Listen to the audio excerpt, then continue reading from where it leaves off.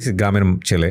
তারপর আমি ওকে বললাম যে তুমি কি করো? তো বলছে আমি যে গ্রামে গঞ্জে যাই, বিভিন্ন জায়গাতে যাই, হাটে বাজারে যাই, ওখানে যে গানগুলো হয় সেগুলো পিক করি, আর ওই যে মাছ টাছ কাটে বড় বড় মাছ, এগুলোর ভিডিও নেই, নিয়ে আমি ইউটিউবে দিই, দিয়ে আমি এডিট করে দিই। তোমার ক্যামেরা কই? বলছে আমার এই যে ফোন দিয়েই করি। তুমি ভিডিও এডিট পারো? তো বলছে হ্যাঁ আমি ভিডিও এডিট পারি। তো আমি তো একজন ভিডিও এডিটর খুঁজতেছি, তুমি আমার এখানে জয়েন করো। তো বলছে না কাকা, আমি জয়েন করবো না। আমি জানি না কতদূর পর্যন্ত লেখাপড়া করছে, রেডিওতে একজন ভিডিও এডিটর আমি অফার করতেছি okay, it's a very renowned group, Amber group. তো ও যখন বললো যে আমি জয়েন করবো না, তখন আমার আমার কিছু খুব খটকা লাগছে যে কী বলে ছেলে, আমি অফার করছি ও জয়েন করবে না, এরকম একটা প্রেস্টিজিয়াস জব। তো আমি বললাম যে তুমি কয় টাকা পাও এখান থেকে কাজ করে? তো আমি গত মাসে 70,000 টাকা পাইছি। আচ্ছা, তো এটা শোনার পরে আমি হেসে দিছি। বিলিভ মি, আমি আপনাকে যে কথাটা বলতেছি এটা আজ থেকে 3 বছর আগের গল্প। ইউটিউব থেকে যে পয়সা আর্ন করা যায়, আমি কতটা বোকা ছিলাম আজকে আমার বলতে, মানে আমি তখন পর্যন্ত বিশ্বাস করি না। লোকজন ধুমায় ইনকাম করতেছে, বাট আমি